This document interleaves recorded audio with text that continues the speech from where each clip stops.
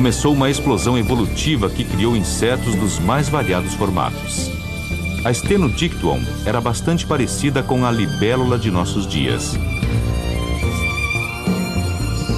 A protophasma tem uma semelhança impressionante com as baratas de hoje.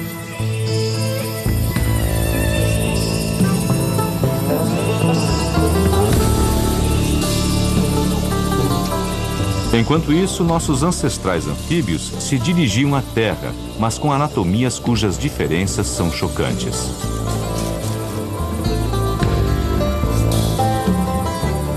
Com o passar dos séculos, os anfíbios evoluiriam e se transformariam nos dinossauros, nos mamíferos e numa enorme gama de outros animais. Os insetos tiveram um sucesso em sua evolução que suplanta o de qualquer outra criatura e povoaram a face do planeta Terra.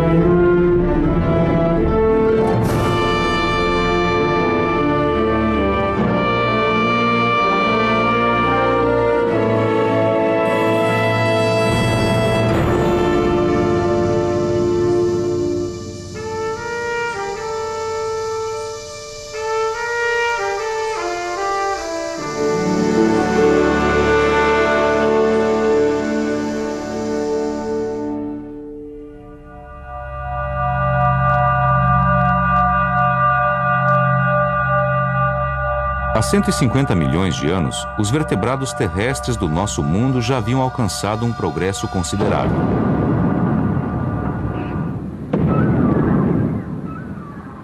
Nos anos que se seguiram à sua chegada à Terra, os dinossauros se diversificaram e acabaram penetrando em todos os ecossistemas do globo terrestre.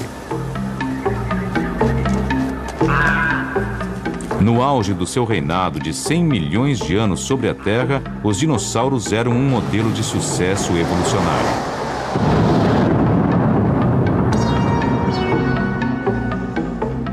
O tamanho desse fóssil de libélula, da época dos dinossauros, é uma fração do tamanho de seus antepassados.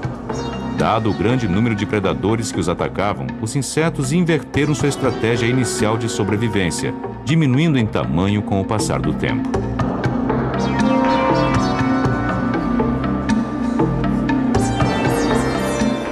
Sem uma espinha dorsal, os vertebrados como o dinossauro jamais poderiam ter atingido as enormes dimensões a que chegaram.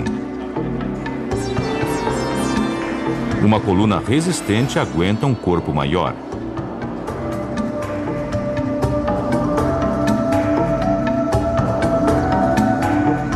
Os insetos, por outro lado, têm uma espécie de blindagem corporal, um esqueleto que os envolve por fora. Se este besouro pudesse crescer e chegar ao tamanho de alguns vertebrados, esse projeto anatômico poderia acarretar um desastre. A carapaça se esticaria e perderia espessura, retirando apoio à parte interna que acabaria desabando. Se o seu exoesqueleto, ao contrário, se tornasse mais espesso para dar suporte a um corpo gigantesco, o besouro não teria melhor sorte. Para aguentar o peso do besouro, a carapaça teria que ser muito grossa, tão grossa que não sobraria espaço para os músculos e os órgãos. O exoesqueleto foi uma inovação evolutiva, mas tinha suas limitações. O tamanho foi apenas uma das adaptações. Os insetos testaram outras estratégias de sobrevivência, desenvolvendo órgãos especiais próprios para seus corpos aerodinâmicos. Uma de suas maiores realizações foi o olho múltiplo. O olho múltiplo é formado por cerca de 25 mil diminutas lentes. Cada um desses hexágonos é a lente de um olho separado.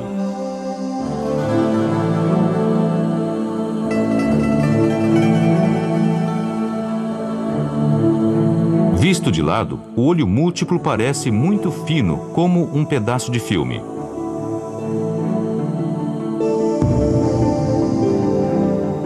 Duas mil dessas lentes ocupam apenas um diminuto milímetro cúbico de espaço.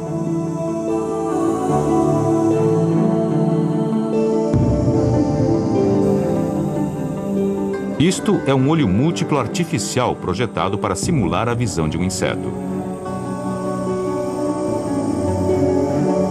Uma placa com 2.000 lentes é colocada na frente de uma câmera. Embora menos precisa do que a visão normal de uma pessoa, a visão dos insetos tem precisão suficiente para discernir o formato dessas flores. Essa adaptação única dava uma vantagem às libélulas, que a repassou a outros insetos.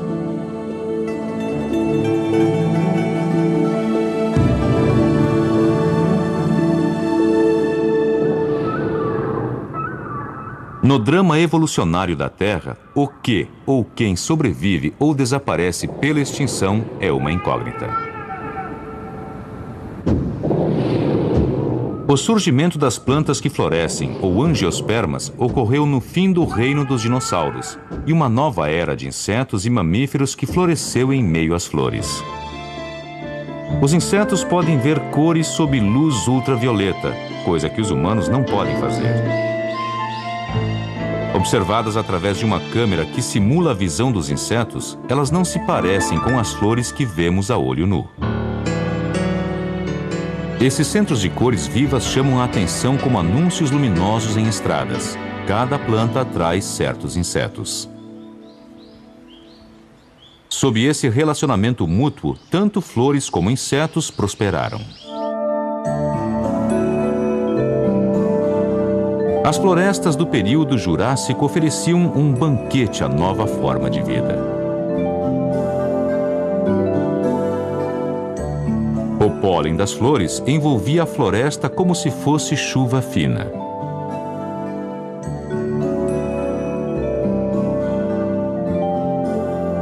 Quando os pequenos insetos iam de planta em planta, o pólen aderia às suas pernas e, assim, levado até os órgãos reprodutivos das flores, ou pistilos, dando início à formação de novas sementes.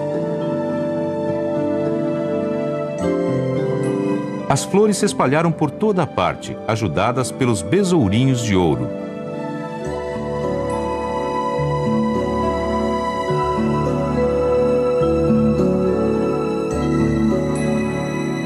E as plantas que recebiam bastante pólen desenvolviam uma gama de cores, formas e odores que as distinguiam das outras, atraindo ainda mais insetos.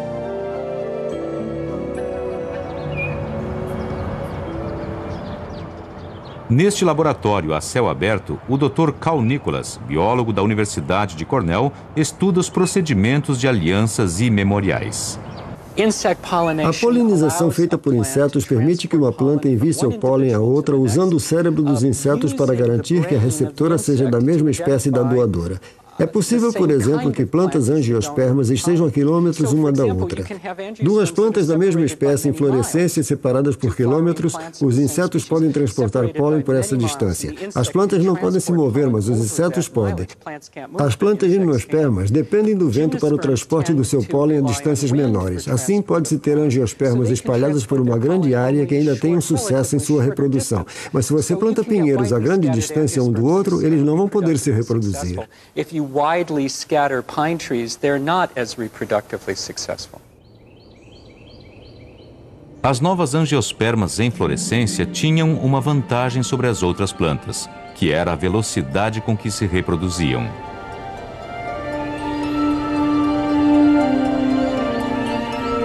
Polinizadas pelo vento, as gimnospermas, como os cedros e os pinheiros, haviam estabelecido sua base evolutiva milhões de anos antes. Mas depois que o pólen chegava ao pistilo, são necessários de 6 meses a 1 ano para que se complete o processo de fertilização. As flores das novas plantas eram muitíssimo mais eficientes. Elas germinam assim que o pólen atinge a abertura do pistilo ou estigma, estendendo um tubo de pólen para levar o esperma até o ovário. 3 minutos após a infusão de pólen, a planta está fertilizada. As plantas mais lentas atingem a fertilização no máximo em 24 horas. Durante o período Cretáceo, foi estabelecida pela primeira vez uma parceria entre as plantas que floresciam e os insetos. Antes daquela época, a relação entre eles era antagônica. Os insetos comiam as plantas, mas com a evolução das plantas que florescem, começou a se formar uma parceria que parece carne e unha. As flores começaram a mudar suas estruturas reprodutivas para acomodar os insetos que as visitavam. E os insetos começaram a mudar sua morfologia, sua forma, para facilitar suas visitas às plantas.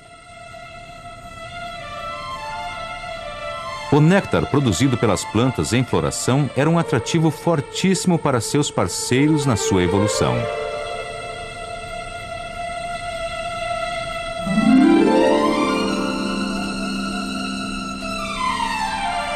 Apareceram novos insetos, tais como abelhas e borboletas, e com eles novos métodos de polinização.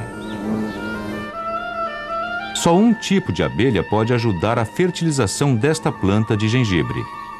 Ela usa sua língua comprida para abrir com habilidade as pétalas da flor. O pólen que está lá dentro adere à cabeça da abelha e é transportado para outras flores.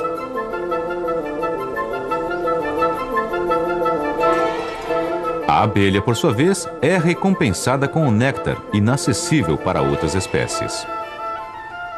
A evolução compartilhada levou a um relacionamento mútuo e único entre a abelha e a planta.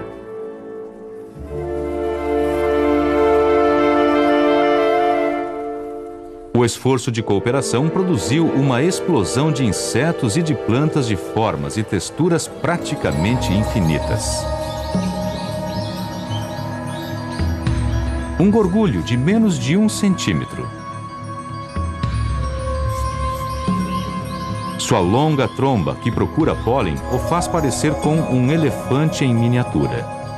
Hoje existem 60.000 espécies diferentes de gorgulhos.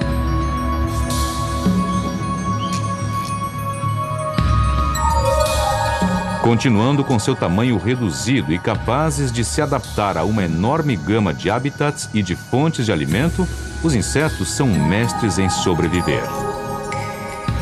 Eles prosperaram por todo o globo terrestre por milhões de anos, mais do que qualquer outra criatura viva.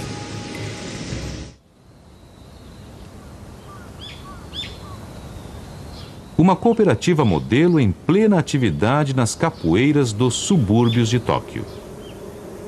Os insetos, que já foram autônomos, descobriram há muito tempo que a vida em cooperação pode ser mais eficiente. Estas são abelhas de mel japonesas. De certa maneira, uma das sociedades de insetos mais complexas da natureza.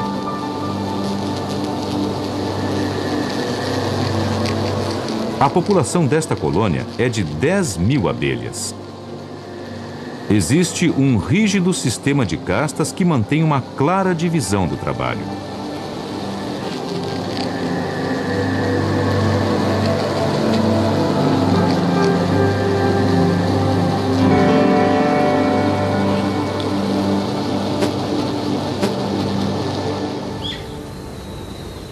Os santuários das abelhas ficam nas áreas arborizadas de todo o Japão.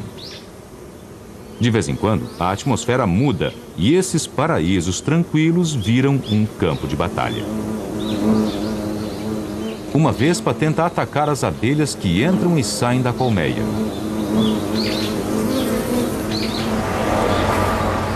Ao ouvir o ruído das asas da vespa que vibram, as abelhas iniciam uma dança de guerra, sacudindo seus corpos e batendo as asas numa atitude agressiva. Em resposta, a vespa tenta um ataque de surpresa à colmeia.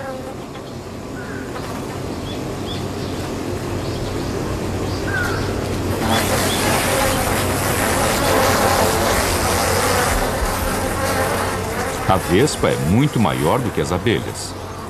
Mas as abelhas têm um forte sentimento territorial. Uma depois da outra, elas avançam sobre o invasor até o cobrirem completamente.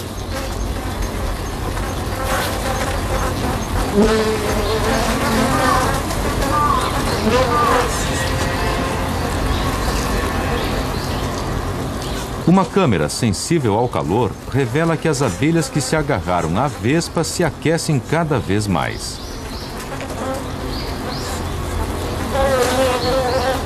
Vibrando os músculos de suas asas, as abelhas estão cozinhando a vespa. Quando a temperatura chega a 45 graus centígrados, a vespa morre. As abelhas podem gerar ainda mais calor, mas cuidam para que a temperatura não se eleve mais, pois elas também se arriscam a morrer se a temperatura passar dos 48 graus.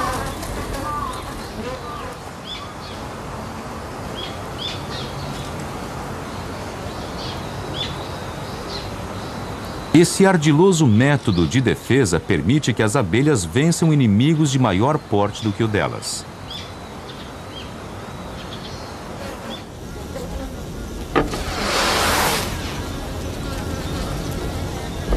Dentro da colmeia, a colônia inteira começa a criar uma onda de som.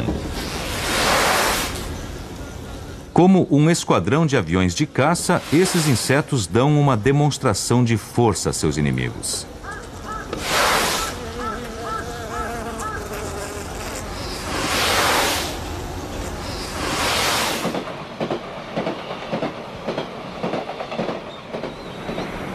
O professor Mosami Sasaki, da Universidade Tomogawa de Tóquio, pesquisa o modo como as abelhas comunicam a localização de pólen e de néctar.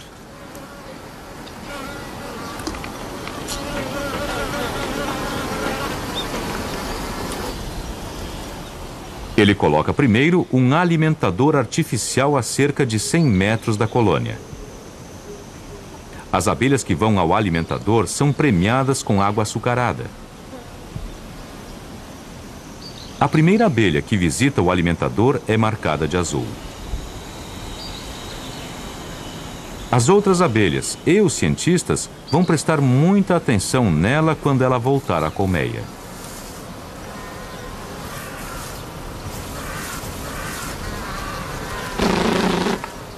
Ao chegar à colônia, a abelha azul começa a rodar como se estivesse dançando.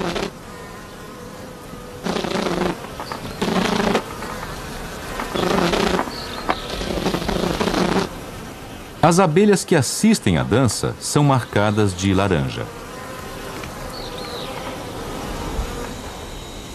As abelhas laranja logo saem da colmeia.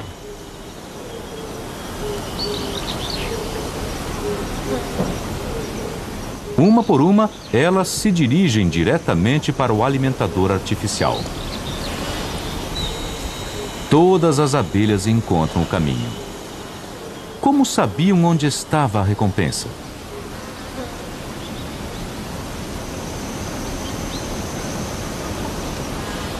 A abelha azul transmitiu essa informação às outras de alguma maneira. Cientistas como o professor Sasaki acreditam que as abelhas se comunicam através do som de suas asas. Mas que tipo de informação é transmitido pela vibração das asas?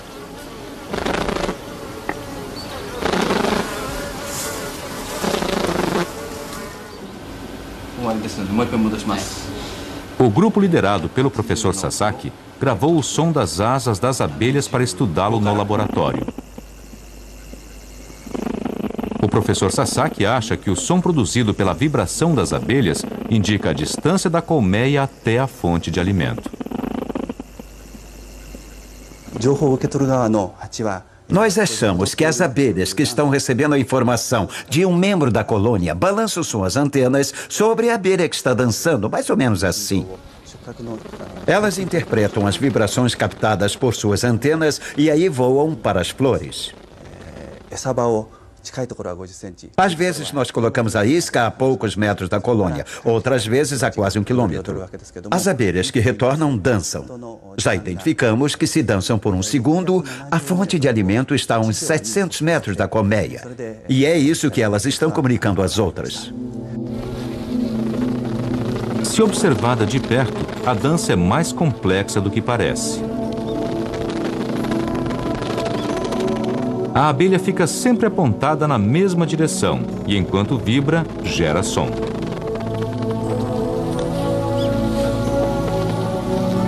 Usando apenas uma linguagem corporal, a abelha indica exatamente onde está o néctar. A posição da colmeia é perpendicular ao solo. Quando a abelha dança, ela também está na vertical. A linha da colmeia e a direção da dança criam um ângulo, como mostrado neste diagrama. Ao mudar a linha para a direção do sol, os cientistas descobriram que a abelha aponta diretamente para a fonte de alimento.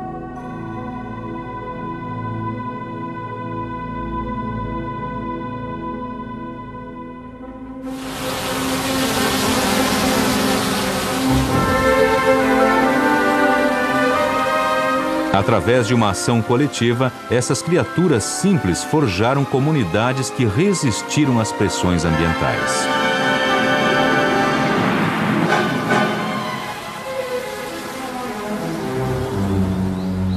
A especialização garantiu a sobrevivência das abelhas através dos séculos.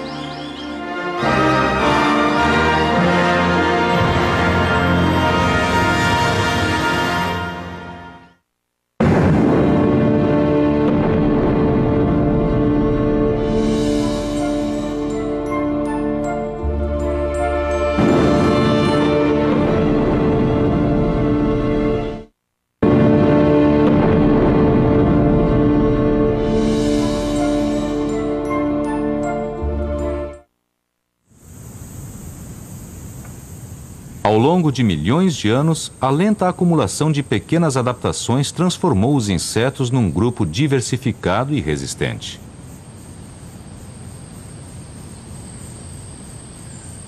Nas regiões tropicais da Ásia, as borboletas rabo de andorinha aperfeiçoaram uma das mais brilhantes estratégias de sobrevivência da natureza.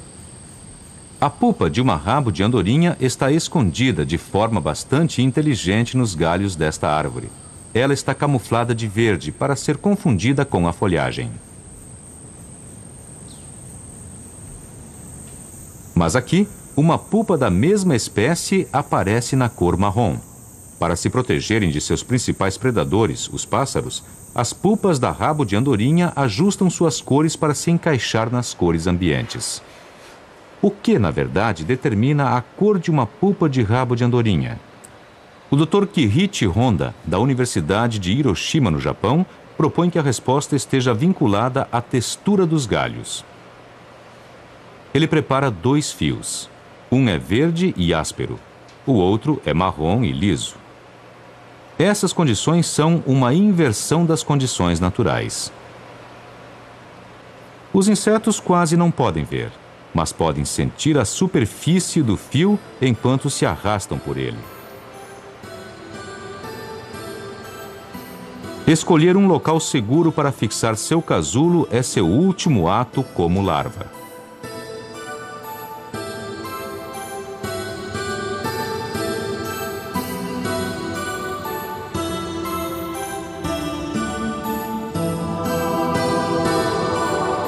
Dentro de alguns dias, a pupa que está no fio áspero assume a cor marrom. A que está no fio liso fica toda verde. Baseando-se no tato, em vez da visão, as larvas ajustam suas cores. Os insetos não podem ver detalhes da estrutura de uma árvore. Seu comportamento se baseia em poucas fontes de informação.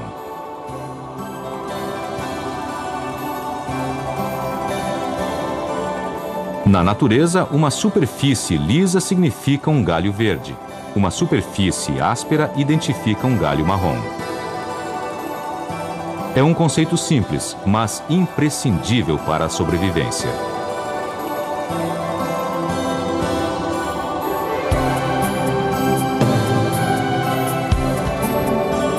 Alguns insetos imitam até as texturas mais delicadas das folhas. Essa técnica elaborada de camuflagem é realmente fantástica e continua a ser ainda hoje uma das melhores defesas naturais. Interagindo com as nuances do seu ambiente, esses minúsculos insetos sobrevivem há séculos, enquanto famílias inteiras de vertebrados se extinguiram.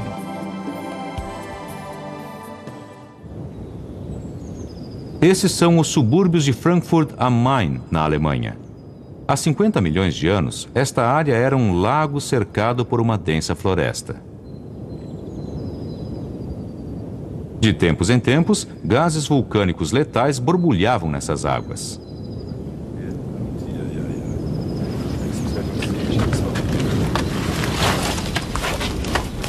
Mortos pelos vapores tóxicos, animais que andavam ou nadavam ou voavam acabaram enterrados aqui há milhões de anos, enclausurados numa cápsula do tempo feita de barro.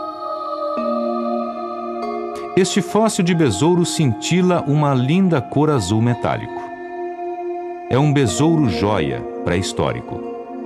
As condições excepcionais deste fundo de lago preservaram a magnífica cor natural do besouro. Este besouro arlequim também manteve seu formato característico como se ainda estivesse vivo.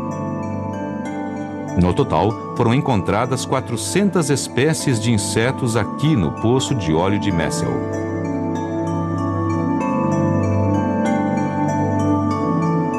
Ao lado dos insetos, foram encontrados muitos fósseis de mamíferos. O que prova que após a era dos dinossauros, o caminho evolutivo da Terra tomou outro rumo.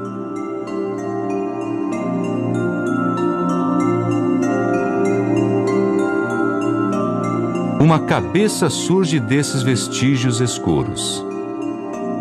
É um morcego, o animal encontrado aqui com mais frequência. A teoria diz que os morcegos, ao voar sobre o lago, sucumbiam aos gases venenosos e mergulhavam na sua tumba aquática. A morte era tão súbita que até seus estômagos viraram fósseis.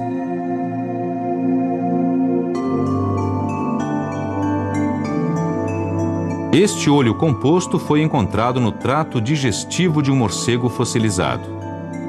Indica que ele estava se alimentando de insetos.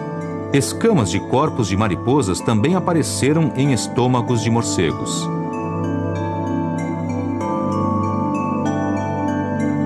Essas amostras encontradas em Messel continham uma evidência que surpreendeu os biólogos. Quase 70% da dieta dos morcegos eram compostos por mariposas.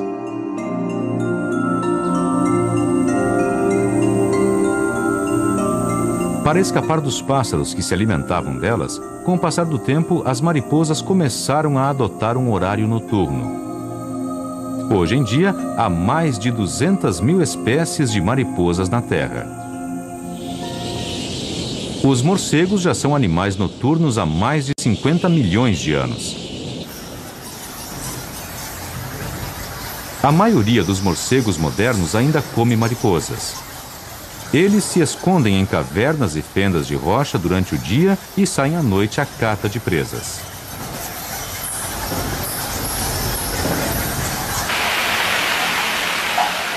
Os morcegos voam no escuro orientando-se por ultrassom que os humanos não podem ouvir.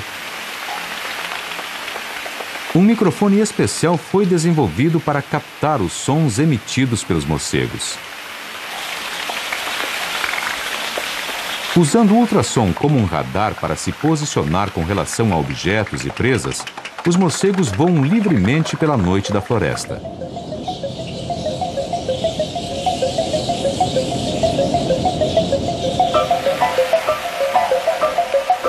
O nariz estranho do morcego serve como uma antena parabólica para dirigir os sons que emite.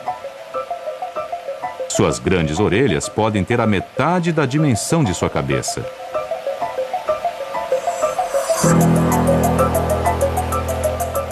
Dentro do ouvido fica um órgão com a forma de um caracol. Esse dispositivo ultrassensível pode detectar até os menores ecos de ultrassom. Os ouvidos captam uma enorme quantidade de informação que se acumula no cérebro. A análise desses dados captados por seus sentidos dá ao morcego uma imagem do que o cerca, como se ele pudesse realmente ver. O morcego emite sons de várias frequências para pegar as mariposas. Primeiro, ele emite ultrassom do tipo busca para localizar a mariposa.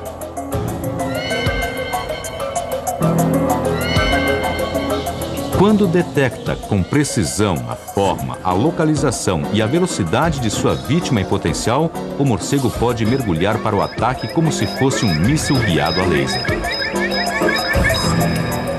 Com seu instinto de sobrevivência aperfeiçoado por milhões de anos de experiência, o morcego é um mestre predador.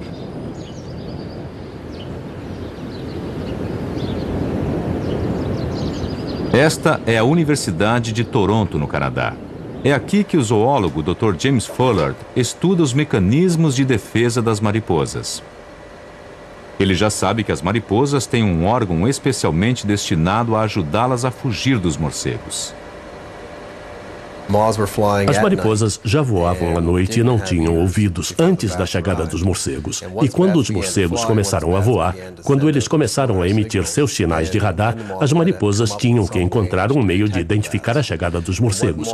E o que as mariposas fizeram foi modificar um órgão muito sensível que já tinham debaixo de cada asa e que indicava a posição das asas. E como já havia esses órgãos sensoriais, eles se tornaram no que chamamos de órgão pré-adaptado, com maiores possibilidades de ser utilizado para outro fim. Nesse caso, o que aconteceu foi que os órgãos viraram ouvidos. Há um buraco diretamente abaixo de cada asa das mariposas. Dentro dele fica a membrana timpânica, uma espécie de tímpano.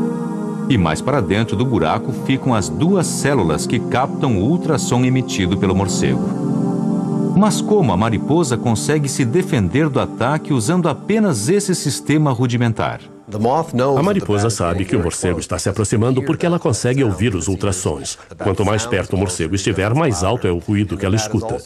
O morcego muda a frequência dos sinais quando chega bem perto, e a mariposa capta essa informação. Ela não pode ver. Tudo isso acontece de noite e ela consegue saber onde o morcego está ou de que lado está vindo, porque ela tem dois ouvidos. Tem um ouvido deste lado e outro deste lado. E sabendo de que lado o morcego está vindo, ela pode fazer um movimento na direção correta ou oposta.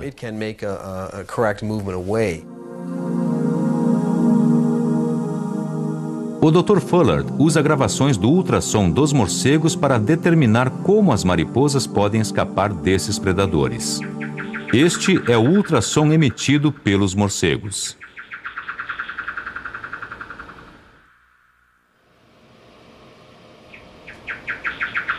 Assim que o ruído começa, a mariposa reage batendo furiosamente suas asas, até finalmente desistir da tentativa de escapar. Essa experiência mostra que com suas duas pequenas células apenas, a mariposa é muito sensível. Ao captar de imediato o ultrassom emitido pelo morcego, a mariposa reage rapidamente, aumentando suas chances de sobreviver. Algumas mariposas simplesmente dobram as asas e vão direto para o chão. Isso é uma tática de escape que pode funcionar porque o morcego vai estar mergulhando assim. Há uma outra maneira de escapar do morcego, que é exatamente o oposto, isto é, voar para cima porque o morcego vem descendo e a mariposa sobe. O morcego é mais pesado, não pode manobrar a tempo e erra a mariposa passando por baixo.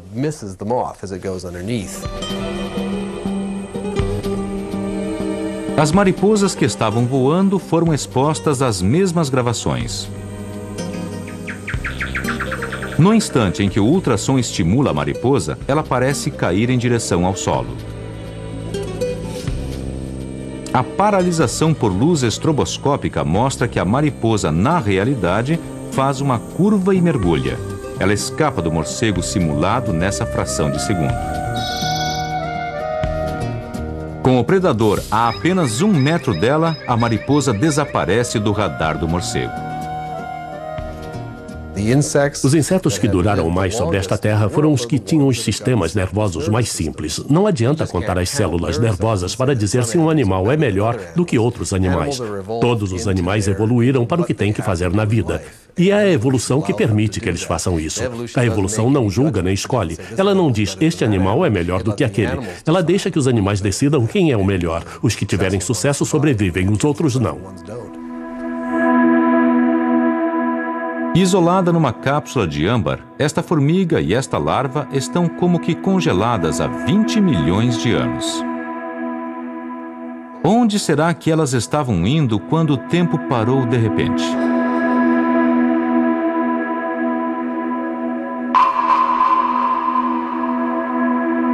O resto da colônia está conservado neste quadradinho de 5 centímetros de lado. São 2.000 formigas ao todo.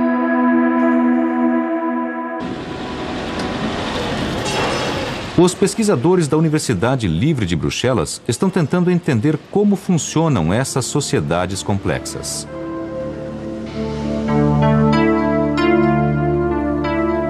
O professor Jean-Louis Denneborg estuda no seu laboratório a maneira como as formigas interagem dentro da colônia usando modelos mecânicos simples baseados na lógica. As formigas têm por hábito a cata de objetos que estão espalhados. O professor Denneborg observa os insetos para saber o que determina o seu comportamento.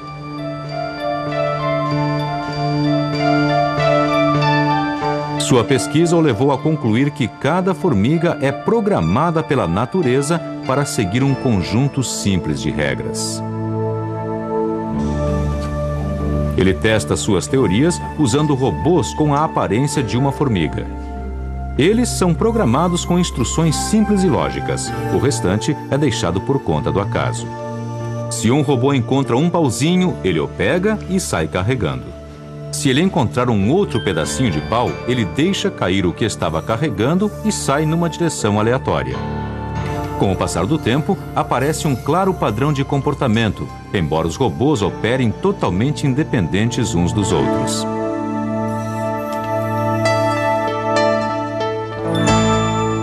Esse modelo em pequena escala ilustra como as formigas, agindo como indivíduos isolados, podem produzir um resultado coletivo. A partir de modelos como este, foi possível desvendar parte dos segredos da inteligência dos insetos e do funcionamento de suas sociedades. Esta é a ilha de Barro Colorado, uma pequena fatia de selva tropical no Canal do Panamá. A equipe do professor Denneborg veio até aqui estudar uma espécie de formiga que já vive nas florestas das Américas há milhões de anos.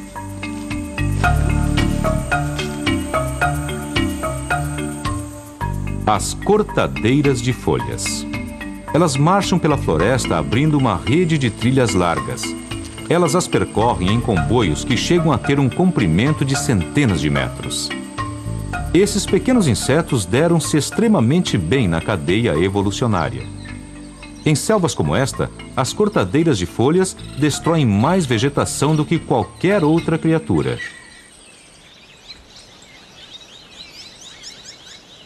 Usando suas pernas compridas como um compasso, a cortadeira desenha uma bem definida meia-lua. Suas mandíbulas afiadas cortam as folhas como se fossem uma tesoura. A colheita continua dia e noite. Uma colônia de formigas cortadeiras chega a cortar 1 tonelada de folhagem por ano dessa maneira. As formigas correm por longas distâncias a uma velocidade estonteante, carregando pedaços de folha que pesam muitas vezes o seu próprio peso. Elas pastam seletivamente, mudando frequentemente de planta.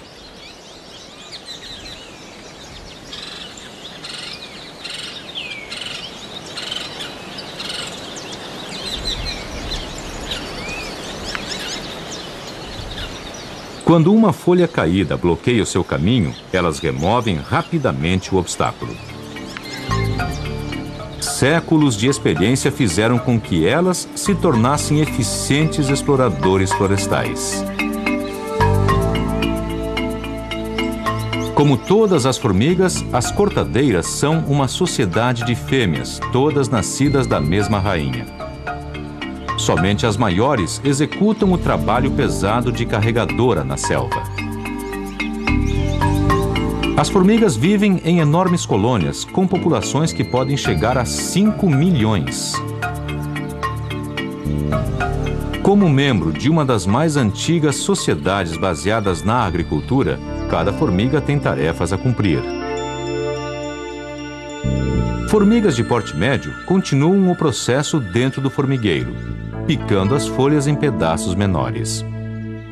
Outra casta de formigas mastiga os pedaços de folha até que virem uma polpa, adicionando fluido fecal com fertilizante. As menores formigas da colônia aplicam a pasta nas paredes do formigueiro e depois trazem fungos de câmaras mais antigas para misturar com a massa. Outras tecem e colhem.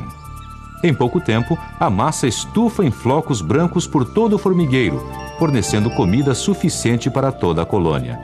A base da dieta das formigas são esses fungos. Trabalhando nas suas hortas subterrâneas, as cortadeiras de folhas são as únicas formigas que se dedicam à cultura de fungos usando plantas vivas na sua lavoura. Esses insetos já praticavam a agricultura milhões de anos antes de os humanos aparecerem no planeta.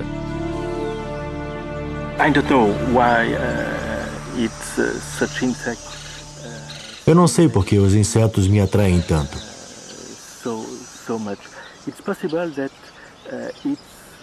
Talvez seja porque é como se fosse um outro planeta. Por sermos humanos e funcionarmos dentro de um determinado sistema, pensamos em todos os comportamentos com base na nossa lógica e nas nossas regras. Mas a situação no mundo dos insetos é completamente diferente.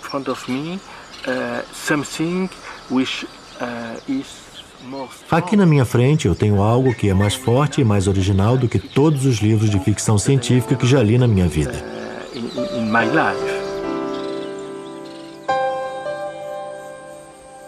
Amanhece na selva.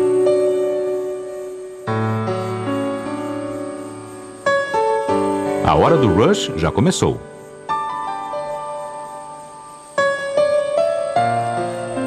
Em fila, sobre os galhos, como motoristas obedientes, essas formigas estão fazendo uma limpeza depois da colheita. Elas têm que abrir espaço para a nova safra.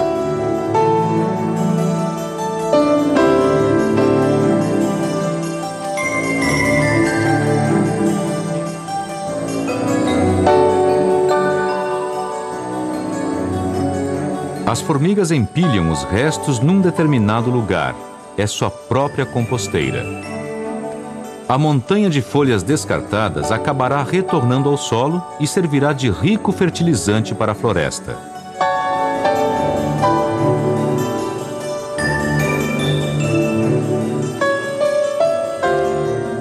Os insetos vêm mantendo eficientes estratégias de sobrevivência há 300 milhões de anos.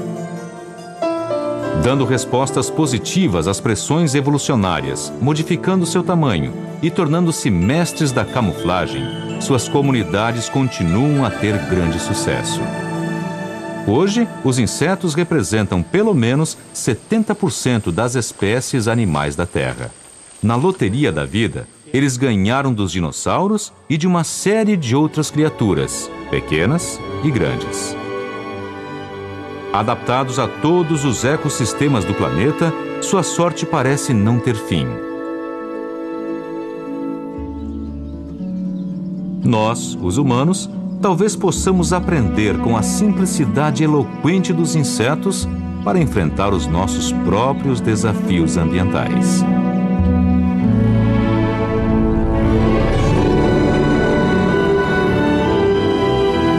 Versão brasileira Sincrovídeo. Continue assistindo. O mundo dos insetos ainda tem muita coisa a apresentar.